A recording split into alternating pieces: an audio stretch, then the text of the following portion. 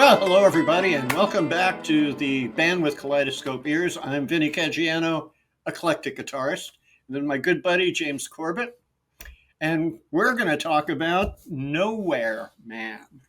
Let's just start with background info, that sort of thing, James, since you're the master researcher, dude.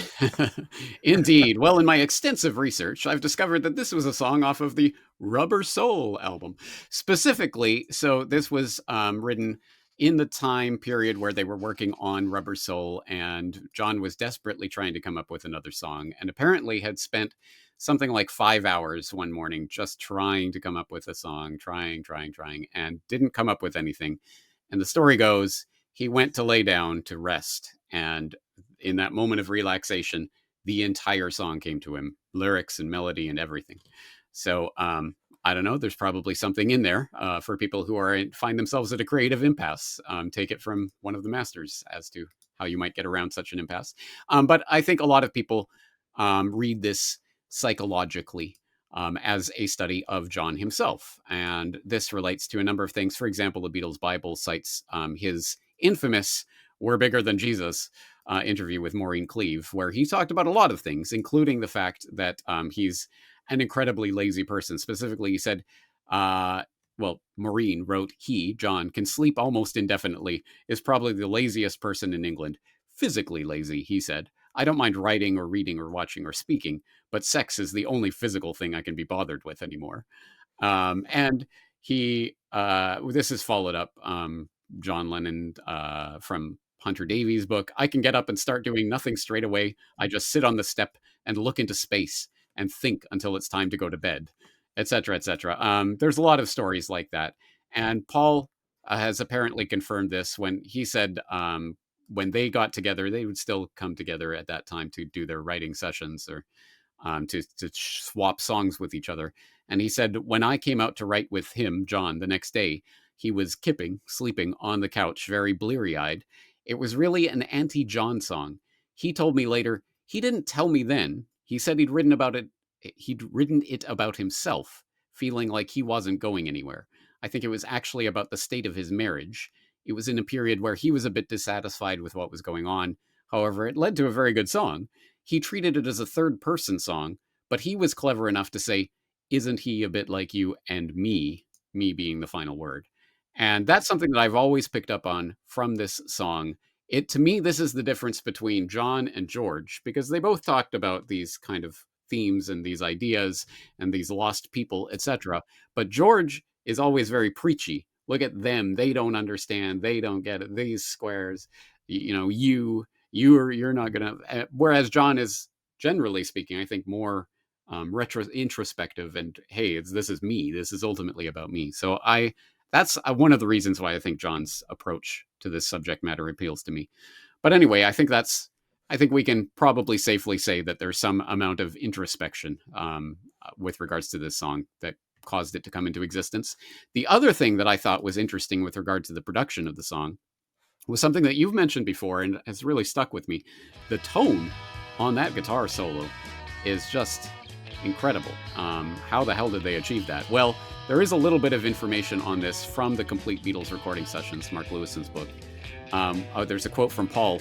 We were always forcing them, the Abbey Road staff, into things they didn't want to do. Nowhere Man was one. I remember we wanted very trebly guitars, which they are. They're among the most trebly guitars I've ever heard on record. The engineer said, all right, I'll put full treble on it. And we said, that's not enough. And he said, but that's all I've got. I've only got one pot and that's it. And we replied, well, put that through another lot of faders and put full treble up on that. And if that's not enough, we'll go through another lot of faders. Anyway, you'd then find, oh, it worked. And they were secretly glad because they had been the engineer who'd put 3 times the allowed value of treble on a song. I think they were quietly proud of all these things. Yes, I'm very well aware of that because when I was a kid and I heard the sound of this guitar on Nowhere Man, it had become a lifetime search to find that sound. It was so cool. Even as a kid, I've seen. Well, as a kid, I'm thinking, "Oh, this is so cool! I want to sound like that." Yeah. So it's a very hard sound to actually replicate, even with digital effects. You know, absolutely brilliant. I was going to save commenting on the lyrics for last, but maybe since you brought up some of the background and lyrics and how they came to him, yeah, all right. Getting to that, I could picture him being really frustrated after 4 or 5 hours trying to write a song, kind of laying down to take a nap. I could picture this all happening, and his inner voice talking to him, saying, "You're really going nowhere, man." And then all of a sudden, "Nowhere Man." What a great title! Boom, right? Um, as to how the melody came about, I have a bizarre theory that might be really interesting. But I'll go to that later when I talk about the melodies. Um, but one more comment about the lyrics, and isn't he a bit like you and me? This is John, has always been like really open about his internal world. Like he really would put that in a song and just come out. I was even impressed as a kid because he thought he was replicating American pop music, in the early days, but they went so far beyond what Americans would write lyrically, even. So, and I always had the feeling that John was kind of reaching out a hand to people, saying, "Yeah, I'm with you. I love you." For example, like in Hey, I felt like he's talking to his fans when he says in Hey Bulldog, "You can talk to me if you're lonely. You can talk to me." It made him a really accessible person, you know. Whereas Paul didn't have that. He had a great bit of distance between himself and even if it was he was talking to you in a song, it didn't quite feel the In same. fact, let me just interject. I just recently watched, I guess it's from the latest Beatles fest in England or whatever. Mark Lewison was interviewing Thelma Pickles, who was one of the schoolgirl fans of the Beatles back in the day. She went to art school with John, and they had had some sort of romantic tryst or something. But at any rate, it's a fascinating conversation. And at one point, she talks about um, how they had bonded over both of them losing a parent early on in their lives. And she talked about this incredible moment of vulnerability where she was talking about the pain and he just reached over and grabbed her hand and just they silently kind of grieved with each other. And in that moment, the way she described it, you can tell, of course, John was all bluster and facade and bravado, but underneath, you can tell he definitely had a tender side as well. Oh, absolutely, yeah. I think he was afraid of his own tender side, but on the same token, he tried to put some courage behind that fear by stating his feelings in his songs. All right, so yeah. One more thing about the lyrics, by the way. This is definitely highly Dylan kind of lyrics here. He references in your blues, John references in your blues, Dylan's Mr. Jones. I looked up Dylan's Mr. Jones, the lyrics, just to see what it was about. And, it's about what they called a straight guy back in the 60s. Straight had nothing to do with your sexual orientation, it had to do with basically a normie. If you're straight, you're a normie, and all the hippies were out there and wild, right? Mr. Jones was a straight guy bumping into the counterculture, and it's a story about how he interacted with it, how he didn't understand it. Nowhere Man could have sounded like a George song, in other words, preachy, like you're a nowhere man, you're not cool. But the fact that he put that little touch in there, he's saying, look, we're all the same, and I love that about John. Now, I'm going to start with how I feel, just my personal feelings about this song. This is one of my most beloved Beatles songs. I absolutely adore this. And in fact, I had to listen to this 4 or 5, 6 times today in a row to do research. And every time it delivered. It was like, what a great, great piece of music this is. Um, so let's really quickly address the whole thing about the nap story again, the little nap moment. I have personal experience with stuff like this. Oddly enough, it doesn't have to do with music because I'm lazier than John when it comes to writing music. I just don't even bother. Like, yeah, I could probably write some, but I'd rather do this instead.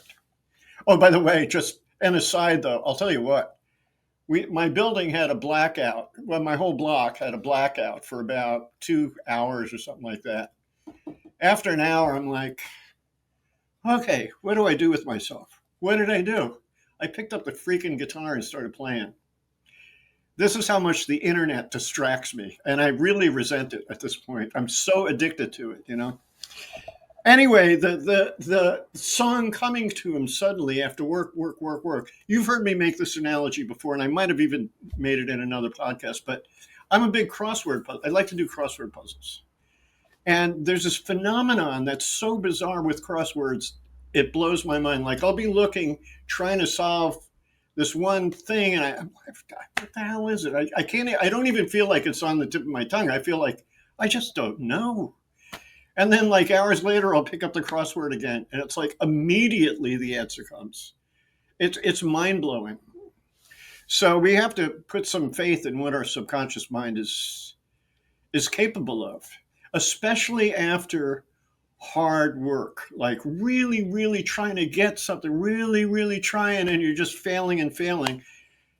That moment of taking a break is can be very cool. It really can. All of a sudden, it flows out like Nowhere Man did, right? Yeah. And you know what? Maybe that's the best response to Nowhere Man. Maybe that's the most hopeful thing you can say. You know, I don't know. He doesn't know where he's going to. He doesn't know what he's doing. But you know, maybe if you just stop trying and stop thinking about it and stop obsessing over it, maybe it'll just come. Wow, yeah, that's very zen, actually. Yeah, Yeah. yeah. Um, and I think actually, when you talk about like Zen archery and all that stuff, you know, I think what the teacher is trying to get across to the student is step back from your mind and allow it to happen. You know, so that's the problem. I've always felt like our clever brains are a bit too clever sometimes when it comes to being creative. Speaking of which, this song you could tell just flowed out of him. The way Yesterday flowed out of Paul and the way Here Comes the Sun flowed out of George. Very similar, but not exactly the same situations. Um, I can hear the flow of this music. It really is just naturally expresses itself. It just naturally, it just, and this is one reason why, if you look at, I mean, I'm going to get crucified for this, but if you look at artists like Frank Zappa, he had intense manipulation of every little thing. And I have a great distrust of the intellectual manipulation of music. I always have. You know, it's there's a mathematics to it, yeah, and you got to abide by it. Yeah, I mean, I teach music theory, right? But on the same token, there has to be a feeling aspect, a flow aspect, something that you can't even define. It just happens, you know? So, Now, so from my perspective, may I ask, do you think that part of the flow of this, the reason why it flows, well, okay, I guess there's two things to this. One is that, as far as I can see, correct me if I'm wrong, there is absolutely nothing out of key here. There's no key change. There's no anything outside of the key of E. yes. If that is true, that might explain why it all flows so seamlessly. But why isn't it boring then? Yeah, good point.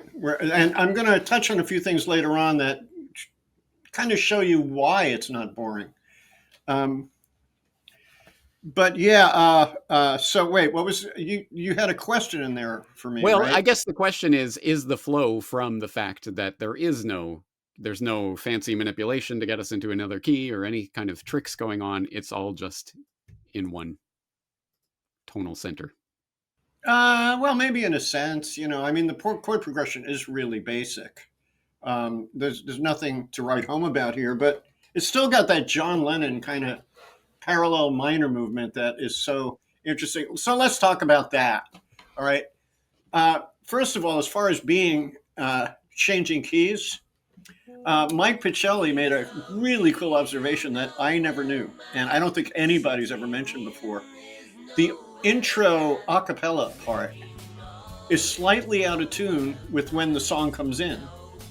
Only by microtones, so we don't notice it, but it's slightly out of tune. So Pachelli's, you know, in fact, I'm going to leave a cliffhanger here. I'm going to go look up Mike Pachelli, Nowhere Man. He does an awesome job of playing all the instruments. He does an ensemble thing at the end. It's just great. He just does such a great job with the song. But he has a theory about why that's slightly out of tune, and I found it kind of interesting. I think he may be right. So uh, I'll leave that cliffhanger there in case you all want to look at it. And of course, I'll be leaving a link to that in the show notes. Um, all right, now James, I want to bring up. Did I answer your question? I kind of did. I think we'll explore it throughout this lesson or this podcast. Yeah, yeah. Modulations and things like that come from a kind of restlessness, like an actual boredom with the song itself. Yeah. Like, oh, this might need something. What can I do, right? Um, and I think the way John felt, it was very complete just the way it was, and it didn't need anything. Um, all right, now I'm going to harken back yet again to your astute question you asked me a long time ago, and it still comes to me. How do you know when there's like thick harmony, like in a song like this, how do you know which is the melody? Now, when you listen to the song, we have George on the bottom, John in the middle, Paul on top, usual configuration, right? Yet you can clearly hear what the melody is. There's no question about what the melody is. Da, da, da, da, da, da, da, right? You can't question it. Now, I was wondering if there was some studio manipulation, like, will the background harmonies sit back a little so John comes forward a little bit more? I think there's a touch of that, but it's not really too intensely buried back there. So my point being that the melody is discernible. You can tell what the melody is. Now I'm going to go into a kind of mind-blowing territory for a second. Well, before I do, I want to talk about motif here. All right. So a motif is a pattern that repeats itself. Therefore, it's a motif. Some people call it a motive. I've heard that recently, motive as opposed to motif. In fact, Leonard Bernstein used that term, a motive, rather than a motif. I like motif better because it's so pretentious sounding, but. But what are you talking about? Reportage. Yeah. Yeah, well, us Americans, we're like reportage, yeah. So if I always talk about motif as related to rhythm. If you take off the melody and just do the rhythm, we have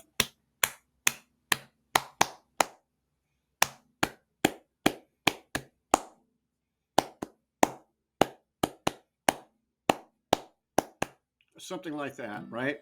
So we obviously have two repeats of the same rhythm. Da, da, da, da, and also the melodic contour is exactly the same. The third iteration, the contour is still the same, but the rhythm changes up a little bit. So we have, I can't sing it in there, damn.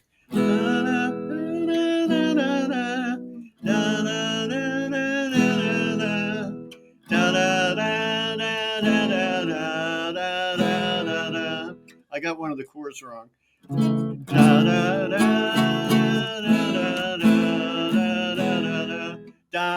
I'm sorry, that da da da is the very ending, which is also a brilliant touch. All right, so again, I talk about tying a bow at the end of a motif. So let's say I'm improvising and I'm going.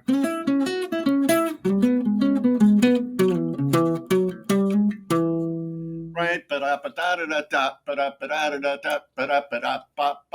and there's your bow at the end, tying a bow around it, right? It makes the motif feel like a full statement when you do that. And for me, even though the third iteration of the melody, like even this even though the rhythms different, I consider the bow just that is the bow. It really makes the statement. It puts a dot at the end of the statement. Now here's something I was reflecting on the melody, and I'm thinking, this is almost like a child's nursery rhyme kind of song. And I'm thinking of like, and I use the example of like Twinkle, Twinkle, Little Star. And then I realized, all right, it's hard to think of the melody when I've got Nowhere Man in it. You could put the lyrics to Nowhere Man on that. He's a real nowhere man sitting in his nowhere land. So it got me thinking, maybe this song flowed right out of him because it was like a memory of an old nursery rhyme tweaked, right? Without him even ever knowing it, right? And I might be the only person on the planet that came up with that thought. Yeah. It's like What a Wonderful World. Hey, wait, that's just Twinkle, Twinkle, Little Star. Yeah, I yeah, never right, noticed that. exactly. Yeah. Yeah. And vice versa. Like you could put the lyrics to Twinkle, Twinkle, Little Star on Nowhere Man. Yeah. Twinkle, twinkle, little star, how I wonder what you are. You know. So I am so going to do that mashup, and I'm going to let you know how it goes. yeah, yeah, that'd be like one of those David Bennett Yeah. things. Yeah. Yeah. You know, Yeah. somebody should do it. I'm too lazy. I'm like John. You're just dropping these incredible jewels of wisdom out. Other people can come along and pick them up. Yeah, it reminds me of this. I love this one mathematician on. He does like vortex math. His name is Jane 108. He's really like kind of nutty and fruity, but he's also brilliant. Now, one other when we talk much about the verse melody. Then we have the bridge, right? Here I am. No, no, I'm not. Please listen. You don't know what you're missing. No, I'm not. The world is at your command. First of all, like that, the world, that John doing an arabesque thing again, sends chills up and down my spine. It is so beautiful. Just that one little melody is just so beautiful. And that's a thing. Like John always surprises me because I assume he knows a lot less than Paul does, and then he comes up with these moments of pure brilliance. Um, so one of the reasons why I love this song so much. So let's talk about the lead vocal performance and John's performance. First of all, I don't know if you notice this. I'm going to direct the listeners to the first bridge, which is about, if you go to the 2009 remaster of Nowhere Man and go in 30 seconds in, we'll be at the bridge. And what I'm going to say is John is way behind the beat. Nowhere Man, he just like, I don't know if I could do it because I've got the steady rhythm here, and to sing off of that is really difficult. Probably Paul could do it.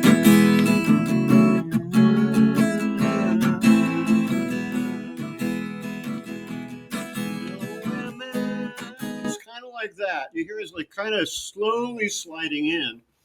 And if you listen to it, he's doing that throughout the song. He's way behind the beat. For you civilians out there, what does behind the beat mean?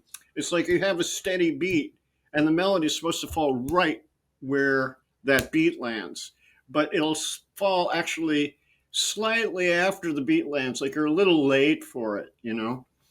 So, yeah, so that's As you're speaking, one of the things that occurs to me, I'm not so just not listening to it at the moment, but something that's kind of the general impression that I've gotten from the vocal of this. It's almost, yeah, almost sleepy or lazy or drunk or something. Just bingo. that's the impression I get from the vocals, right? Yeah, it sounds like he just woke up from a nap, got on the microphone, and started singing. It really does, you know? Uh, I don't know what accounts for that.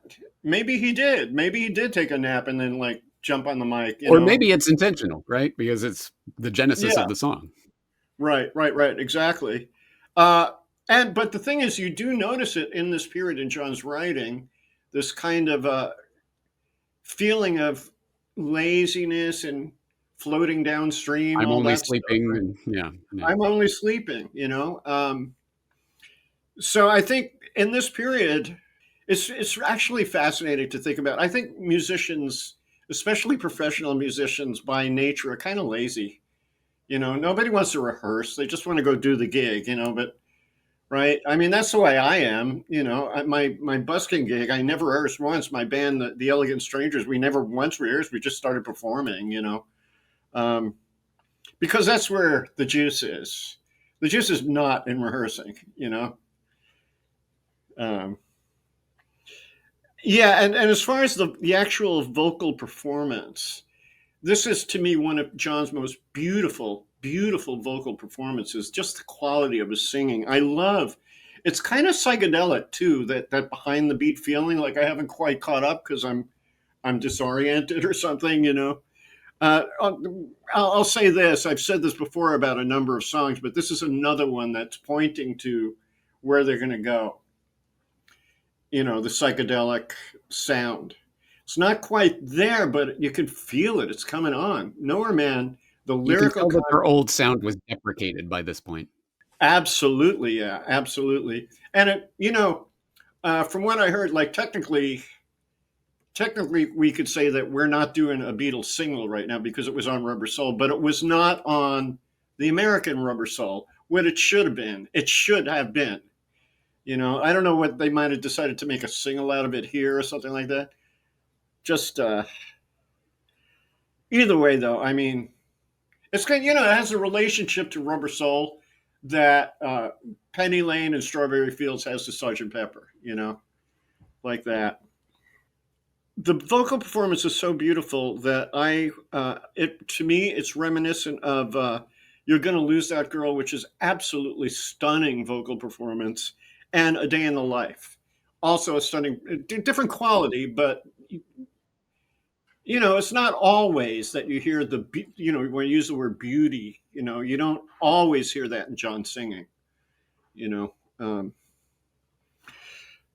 right, moving on to the three-part harmony. Wow.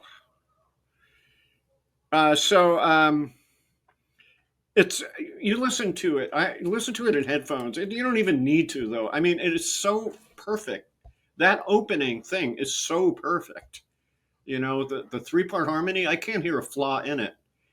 And I know for sure that is not easy to do because you saw them at Budokan covering up their lack of ability to actually do it live, you know.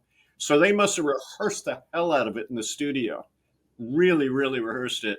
And just like that thing, maybe they took a break and suddenly boom, it's all there. But all I know is that is such a performance.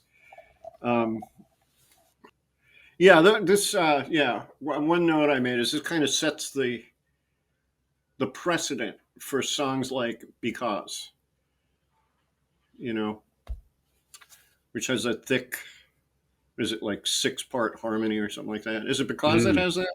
Yeah. yeah, yeah, yeah. Um, Now, of course, we have. Oh, by the way, I'm not gonna like. I'm gonna send a link to our friend Galeazzo Frudua who breaks down each vocal part. I'm not gonna do that again. Too lazy. Okay. I don't want to go through that. Somebody else has done it. God bless the internet. We kind of all have a connected brain out there. This part of the brain is doing this. That part of the brain is doing that. I'm doing this part of the brain, which is just basic theory stuff going on with the song. I guess before I go on about the vocal harmony, let me just talk about the chord structure, which is really easy. Now, what happens is John puts a capo on the second fret and he plays a D shape. When you take a D and move it up a whole step, it becomes an E. So it's the song is an E. George is playing regular, okay, no capo.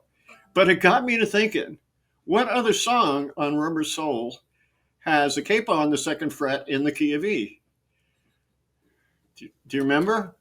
I Well, Girl has a capo, but it's way up there, isn't it? Girl has a capo, but it's way up there. I'll show you in a second as I grab my handy dandy capo, which automatically puts the guitar out of tune. Oh, that's not tune.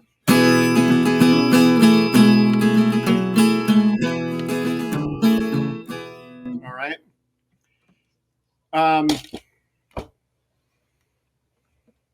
So let's talk about the chord structure. I'm not going to talk about it from the capo point of view because we'd call this a D. This is the hairy thing about guitar. We'd call this a D even though it's an E because it's about the shape of the chord, not its name, right? So you'd say it's D, A, right? G, D, whatever. All right.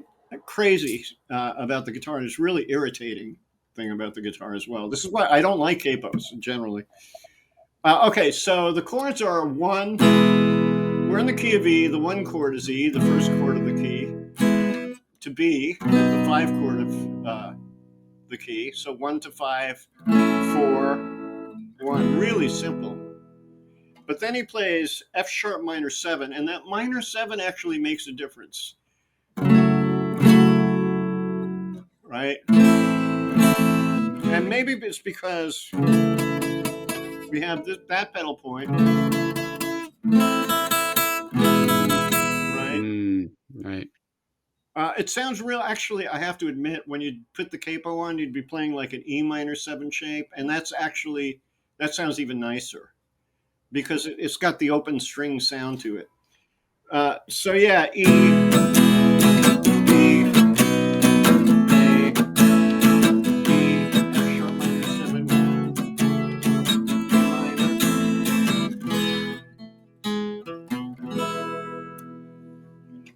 The bridge, this is one of my own geekery, nerdy things that probably aren't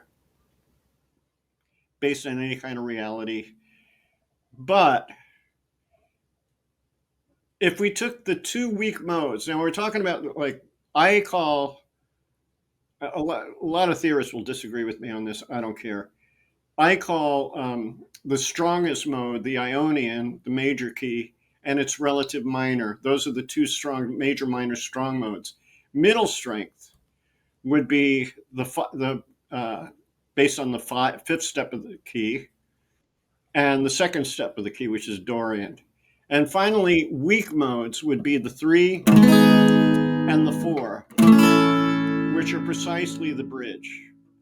Now, the thing is this, it doesn't really count at weak strong modes. It doesn't count because E has already overtaken the whole thing. The whole thing is Ionian. I don't care if we go to this. It's still going to want to take us home. Right? It's going to want to take us home. But on the same token, you know how I talk about the 3 chord as being kind of very kind of feminine and gauzy and that sort of thing. There is a kind of poignancy when we go to the 3 and 4 chords in the song. So that would be G sharp minor to A, G sharp minor, A, G sharp minor, A, F sharp minor 7 to B, and then we're back in. All right. So funnily enough, we discussed this, and I didn't even put it in my notes. Now I'm just remembering. But the lick. The very first one. Can you hear it now, James? Remember, you didn't really hear it at first, right? Yeah. You can hear it now, right? Yeah. Once you hear it, it's one of those you can't unhear it things. What Mike Pachelli talks about this, actually, to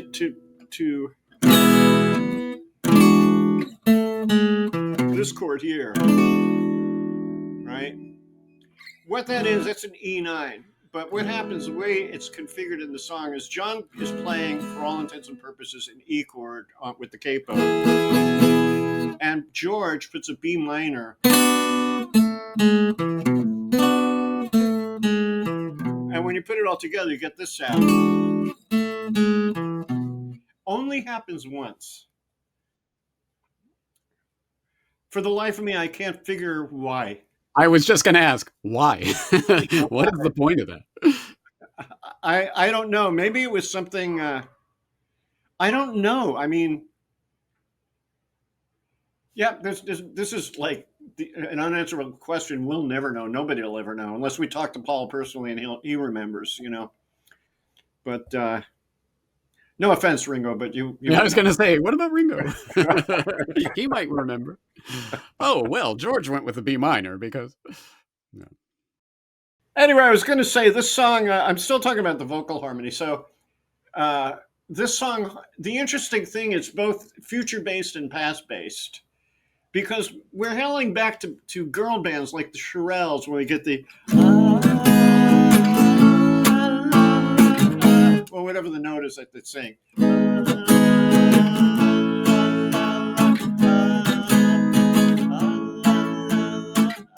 That's like sha la la la la, that kind of thing that they did in the 50s and 60s, early 60s. So it hails back to that. Um, and I love it.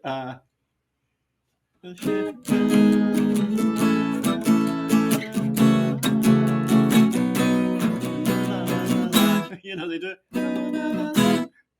I love that little thing. It's cute. Um, all right. Looking at my notes here. All right. I already talked about a lot of this stuff.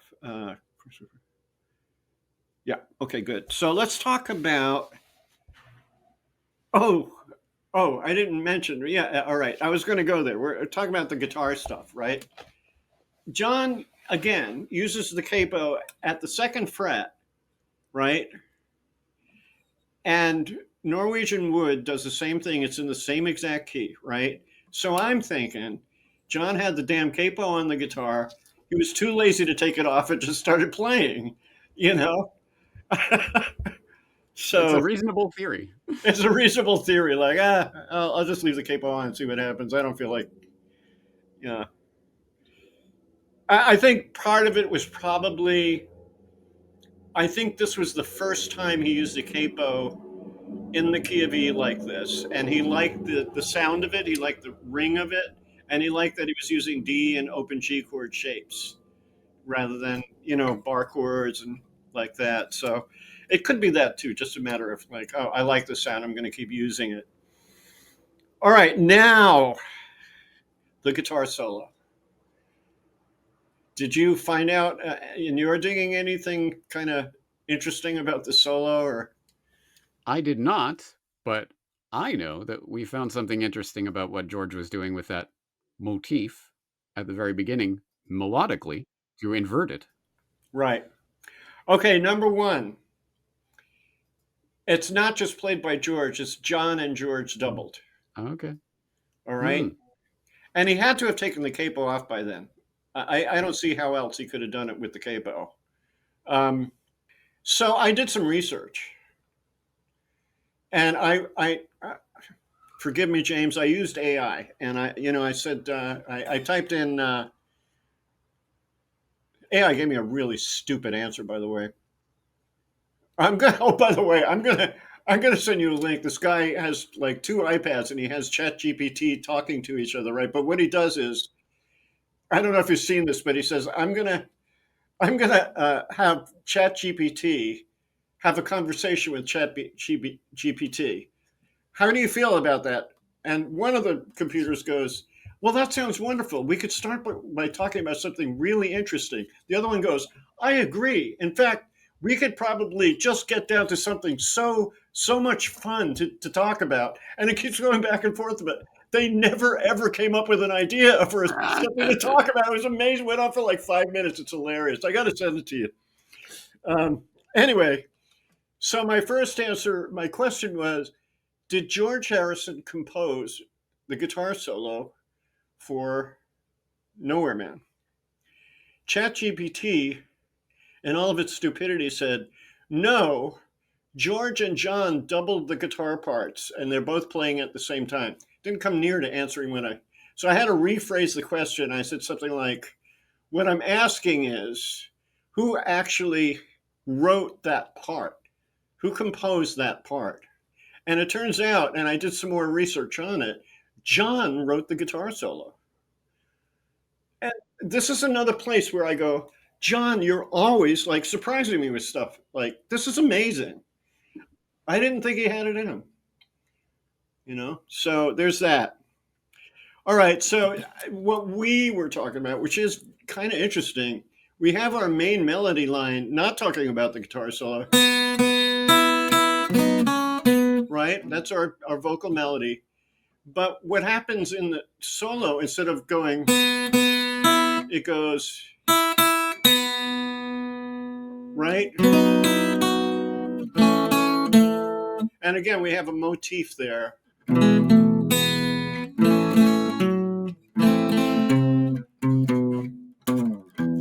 And there's our bow around the, right?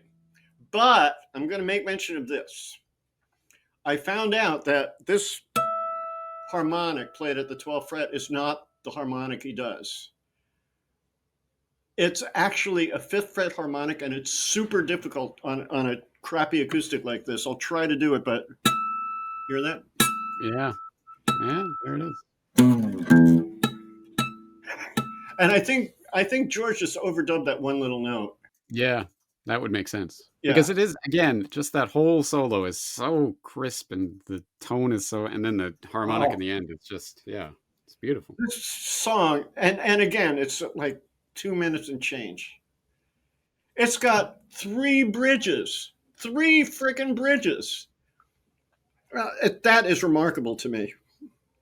Now, remember earlier we were talking about how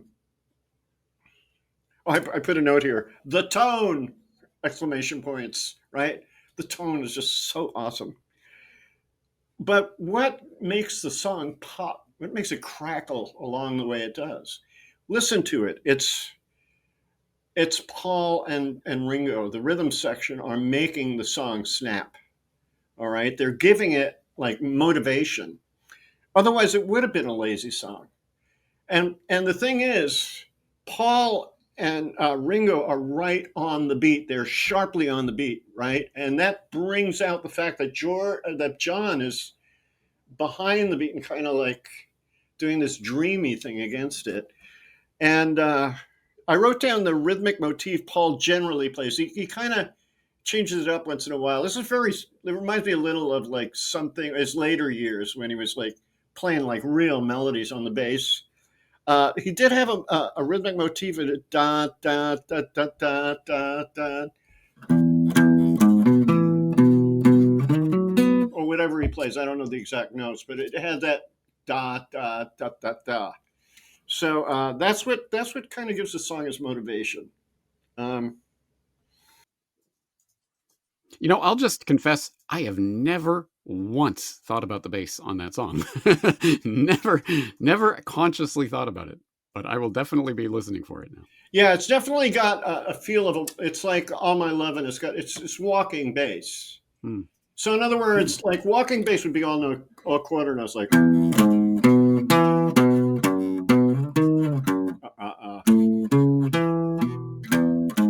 sort of thing.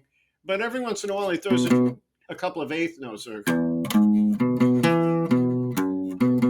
whatever he plays again. But yeah, it's a walking bass, and walking bass is kind of motivational. It keeps you going forward. It feels like you're walking, you know. So yeah. Now let's talk about the intro for a second. It dawned on me that there's a Beatles first here, and it's not about the 3-part harmony opening section. Although it is a first for them. I don't think they've ever done that prior to this song. But I can't call the intro an intro because you hear, he's a real nowhere man. 3-part harmony, sitting in his nowhere land. That's actually part of the first verse. Yeah. It's not an intro. Yeah. Right? So what that means is we have that kind of rhythm sectionless beginning that, and also, by the way, it's kind of a little side note I noticed, but I can't help it. Somebody comes in a little early on the acoustic. I think it might be John. Right? It does, and then Ringo comes in. It's like 1, 2, 3, 4, and on that end is a guitar, and then Ringo hits the one right after that. So, Yeah, I've always noticed that. Like I've always noticed that yeah. it kind of starts like they're not quite together. But yeah, when you point that out, actually that's so this really is just another instance of what we've talked about so many times. John very often likes to start right on the first Hmm. word, first lyric or the first verse, right? Yep. Yep. And I wish I could know more about the process behind this song. If we had a film like Get Back, but in this era, I would appreciate that more than what Get Back gave us. I would really appreciate that more because I just want to see like who was it that said, "Oh wow, these three-part harmonies are so nice and we're doing them so well. Why don't we introduce the song with that as part of the first verse?" And by the way, again, credit to Beatles' ingenuity. I swear to you that if Crosby, Stills, and Nash or some group like that came up with that vocal harmony, they would sing the entire first verse before the song would come in. They would. I could picture it. And it's like, I just love that about the Beatles. Like, okay, no, no, we're not going to bore anybody. We're going to kick it right in, right halfway through that. So love Because that that. actually, yeah, now that you say that, that is part of the excitement of the song, is that it Mhm. starts out with that beautiful three part and then it goes right into. Goes right in, right in the middle of it, and it's great. I mean, it really is great. The motivation is there immediately, and that's when you'll notice right off the bat Paul's exuberance in the bass part. You'll hear it. He literally adds a sense of exuberance and joy to the song. You know. Yeah. Now that you're saying it, now I'm starting to hear Paul's bass. Yeah. Yeah, Never consciously thought about it, but yeah, it's there. yeah. Definitely listen to it again. You know. I'm considering if you listen to John's vocal performance, just how beautiful it is. It's just absolutely lovely. There's so much about the song. I said to you before we began this, right? I said, James, the song is so simple. I thought I was going to write down, a half a paragraph of notes, and I've got 2 pages of notes here. Luckily, I'm almost through. We're going to look at the form and the outro, and that'll be it. So we have A section. We have the overall form is AAB, AAB, AB, A, and out. All right. So the first A, of course, is that uh, half no band, and then half full, and the other half full band. Then we have the second A. He's as blind as he can be, just sees what he wants to say. Nowhere man. And this is interesting. We get to the bridge. Right after the bridge, boom, we have guitar solo.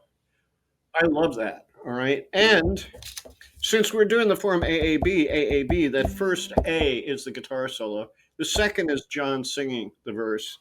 Then we get to the la la la la B section, uh, and then an A and a B. So we do a third bridge, and then wow, this song. I can write poetry about this song. This is how moved I am by it. Um, Under 3 minutes long. All right, so let's think about the coda then.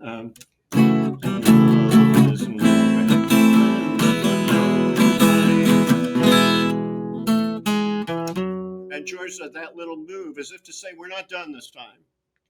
Making all this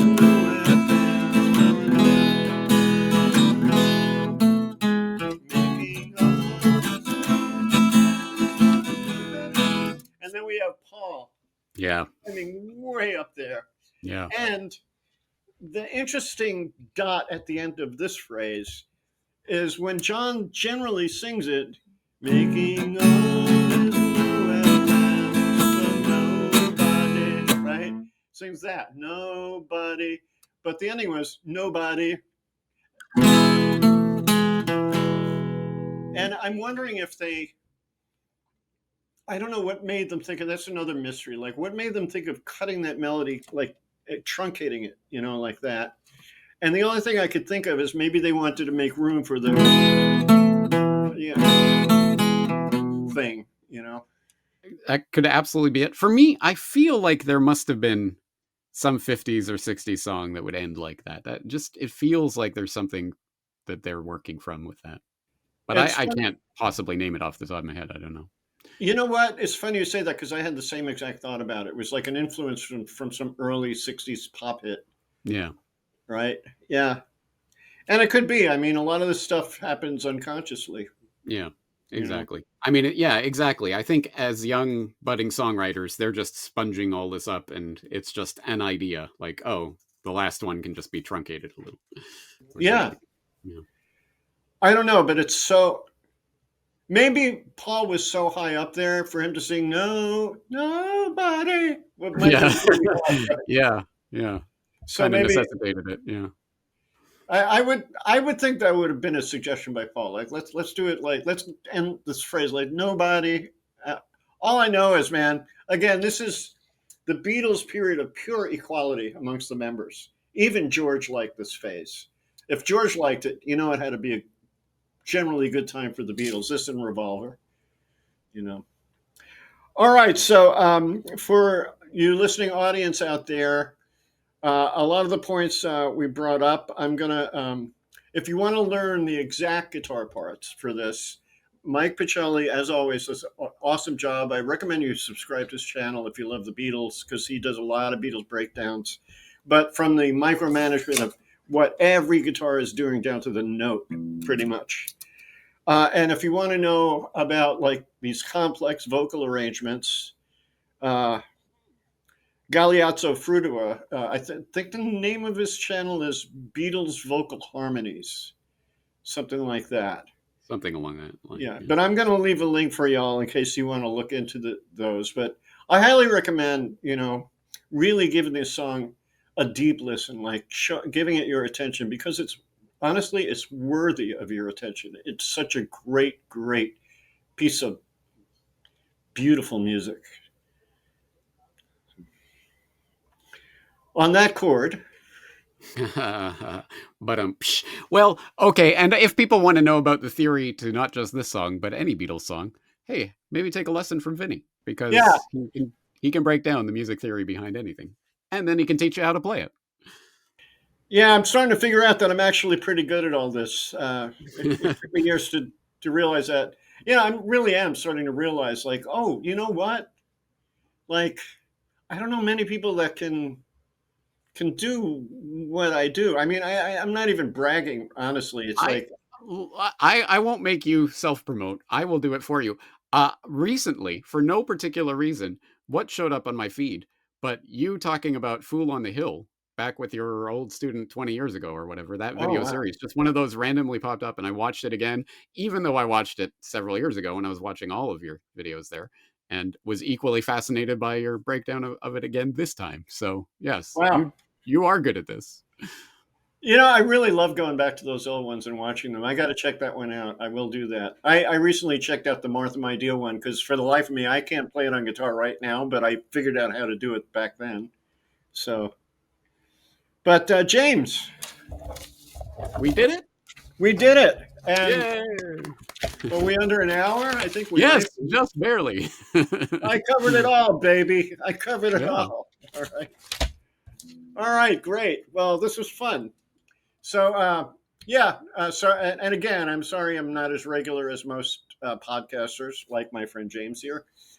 I'm not that guy. Okay, I'm not looking for likes and all this stuff. Like I started out this way. I thought, I'll throw some stuff up there on YouTube, and I've never really considered it a living. It's a labor of love that I do. So I'm not quite as steady with it as I'd like to be. But you know, it's no They'll big get it deal. when they get it. They'll get it when they get it. It's kind of a Zen thing. Besides, you're a musician. You're too lazy to have a regular podcast. Well, it's really true. But, all right, so yeah, I guess that's it, James. It was a lot of fun. I love working with you on this stuff, and I enjoy it more than I can express in words. And hey, any excuse to go back to some of the greatest songs ever written. awesome. Yeah, I agree. I agree. All right, everybody, that's it for tonight. Ben with Kaleidoscope Ears. Good night, y'all, and have a wonderful oncoming of fall and winter. Take care.